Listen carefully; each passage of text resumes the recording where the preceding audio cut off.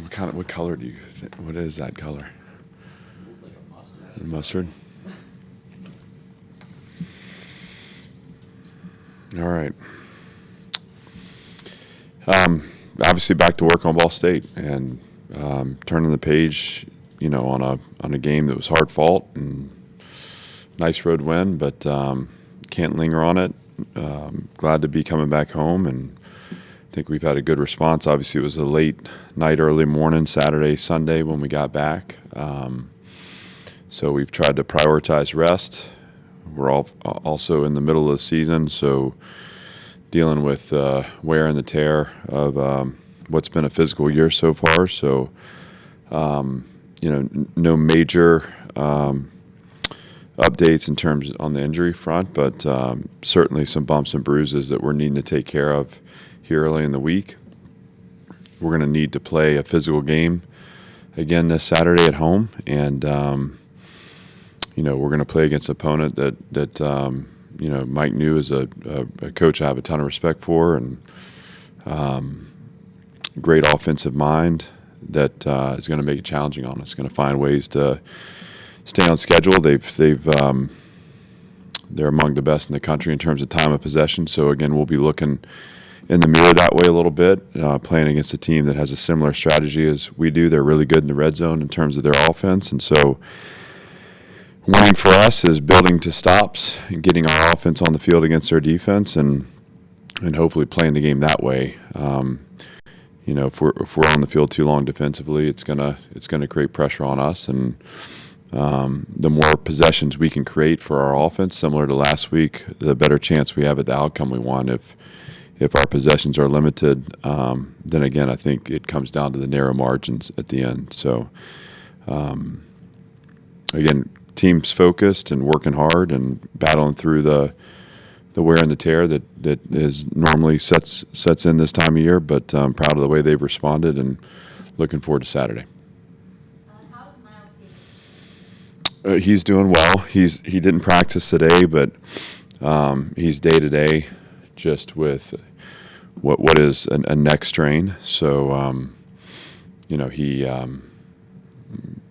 we'll see if we can work him back in before Saturday, but obviously a guy that means a lot to us when he's available, and right now he's listed as questionable, but certainly we're hopeful that he can be with us Saturday playing.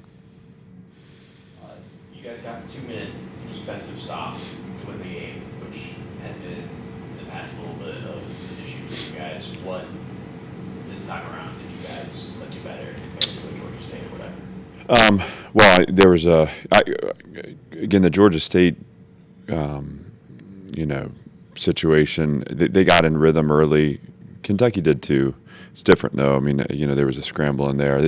We've grown and matured in our execution of that package.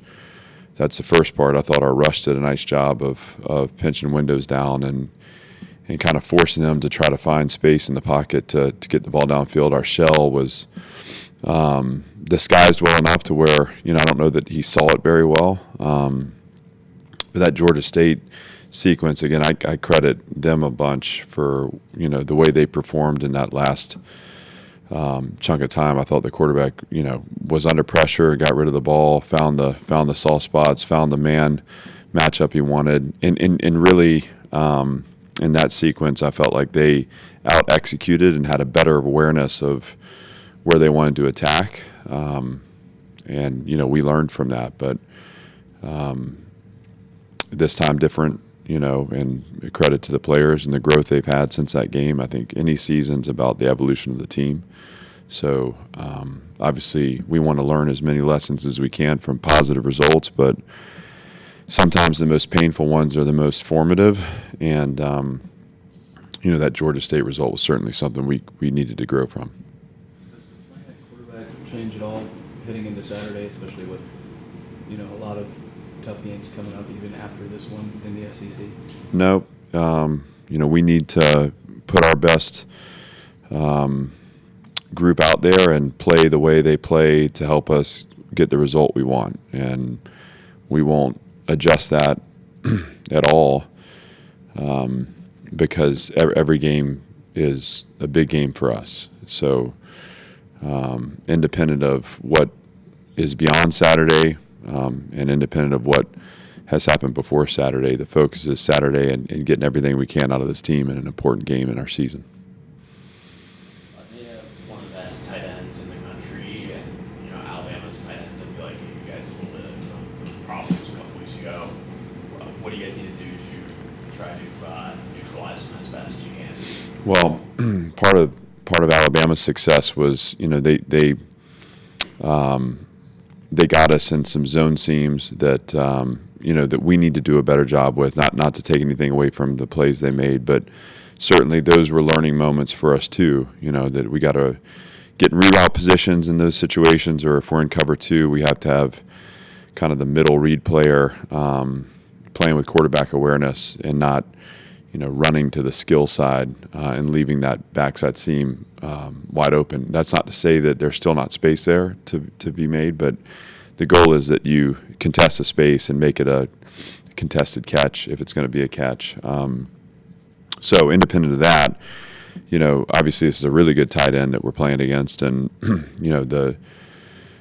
to be effective against him, we're going to have to play some zone against these guys because they have a good run game and they get big bodies in there at times, and it's been a part of our formula all year. So those zone windows have to collapse really quickly. They're creative in the way they get them the ball, so we have to be aware of how they use them in the screen game or sometimes the shot game on the perimeter, how they get him involved that way. That is about in zone. That's about the back seven working together to make sure that we're leveraged and top down on him. And then we have to guard him at some point. We're going to have to play some man. So that becomes, winning one-on-one matchups and winning your leverage in man. So you know where your help is and you're funneling the route to your help. And we haven't necessarily performed at a high level in that respect this season. So that's a point of focus this week as we go. The other part of it is just being conscious of matchup on him where we can. This is particularly a third down and a red zone conversation, but you got a really big-bodied target with a huge catch radius. So, when you are playing man, you can't just put anybody on him. You got to be kind of aware of what that matchup is and how you best match up from a skill standpoint, but from a physical standpoint too. Couple of games, what do you contribute that to specifically on offense? Well, we coming out of the Missouri game where I think we had 6. We again, and this was kind of a bit of a broken record here, but we just took a step back and said, what are the things that we're celebrating that we're doing well? What do we need to do better? What have we learned from the first part of the season? And that was a lot of the work that went into our bye week was kind of getting those things organized in our mind and in our meeting room so that we can then go train them on the field. And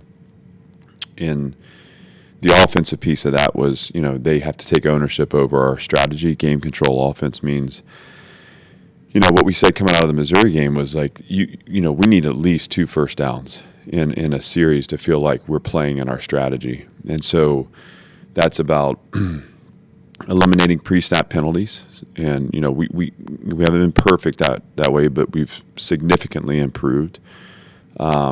Staying ahead of the chain, so staying efficient on first and second down, getting into third and manageable. Even against Kentucky, who is a really good third down defense, if you look at the number of 3rd and 7+ that they have to defend, that's part of the reason they are really good. We needed the runs that we had been getting 2 and 3 yards, those needed to become 4 and 5 yard gains for us against Kentucky, and we were able to do that. So it got us into that 3rd and kind of 4 to 6 range where our offense functions at a higher level, and that gives you a chance to extend on 3rd down. The other part of it, as you accumulate snaps, you have chances to just build rhythm, and so I think there's an element there too where there's nothing better for an offense and probably nothing worse for a defense than we're seeing conversions on first and second downs. So avoiding 3rd down becomes a really important way to extend possession of the ball. And I think we've been able to do that as we've possessed the ball and found the rhythm that we need. So there's a lot in terms of the 3 and outs. I mean, it's been a focal point. We understand that as a critical part of our strategy as a team, and that's both design and execution. And again, the players kind of taking responsibility over that part of the strategy too, and making it important to them. And we've been able to, move the results to positive there. For us to get where we want to go, we'll have to continue to perform at that level, and that allows us to be competitive in any game we play in. Is there any lingering concern with Diego Pavia's knee? No, he was able to practice today, and not to say that he's not sore, but I didn't see any limitations there, and I'm just not worried about it. It seems like the trend in college football is teams going smaller at center, and you went way bigger, and Castillo seems to be playing well. What has made him successful after this position switch? Well, a lot of times you can get away with a smaller center because you can get him help where he needs help. Obviously, the athleticism to snap the ball and to get to your combo or get to your block is a part of what makes that position so unique. That position also is a processor, so much funnels through the center. That needs to be a smart football player that can identify fronts and can help get you in protections, and so sometimes you compromise the size because those other things become important factors with how that position plays. With X, obviously in our league, right? I mean, the SEC is a little different because you're going to see some zero noses that are enormous, right? So matching size with size can be really important. If you can't put a nose on your offense, meaning create the space through the middle of the defense that you need, it makes it really hard to get run game going and to be efficient on first and second down. So that was a priority in this. And then with X, he's actually a really skilled player who also is very smart. So he's taken to the change. He really hadn't missed a beat. I've been really proud of the way he's played. So I think the change is about X and Steven Soya understanding how we're going to best position this offensive line, taking ownership over new roles. It's the coaches identifying where the skills are best suited for what we need right now to be effective, and again, the work that goes in to allow for the performance on Saturday. But it's been a good change for us. Do you guys feel like with Texas coming up that the attention is shifted towards that at all, or do you feel like there's focus on Ball State and the We don't have focus anywhere other than, to be honest with you, the focus first is on us. It's what are the things that we want to pull, the learning, how do we improve? The focus on Sunday was, let's get a little additional rest. Let's get in here. Let's put the game to bed, and then let's introduce the next opponent. The focus today was on being urgent in our process, and we want to get off to a fast start Saturday, so we wanted to get the week off to a fast start. I thought, the room was attentive and prepared, and the practice was fast. I mean, I look at the GPS numbers. I think our work rate was where it needs to be. So I'm going into some details, but that's our focus, and this is called process to us. It's just there's no external narratives that influence our process. There's no future schedule that influences it or past schedule. It's just about a focus first on us, and then how we adapt our strategies to best play against the opponent we face this Saturday, which is Ball State. And that's the conversation we had today, and these kids are dialed into it. How much of a blocker? I mean, Cedric Alexander throughout the season has been a good blocker, but it feels like these last 2-3 weeks he's really come on and has blocked more frequently and been designed to block.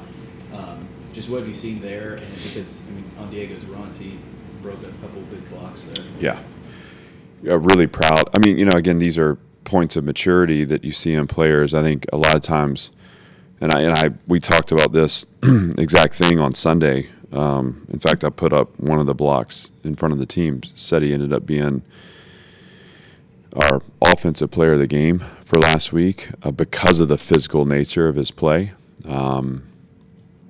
I also credited the receivers too, because I think they're also playing very physically on the perimeter. That's a point of growth in our program, and I see that as just the evolution of an identity of the offense, right, and what the standards are of the offense. But if you go back a year ago to the Kentucky game that we played here at home, I don't know that I've been more embarrassed by an effort than the team put on that day, and we were very candid in our assessment of that in our meetings the following day, and very confrontational that way, because there's a lot of things as a competitor that you have to be okay with when you compete at this level, but one of those that we'll never accept is anything other than our highest level in effort.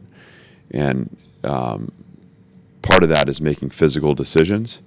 And so when you look at Seti, who's a really good running back and also a skilled receiver out of the backfield, the way he kind of lays it on the line physically for us is a tone setter for our offense. And it's a model to say, it doesn't matter whose turn it is with the ball, that if the other 10 guys take that same approach, that we can find explosive plays. And one of those runs in particular was a huge run.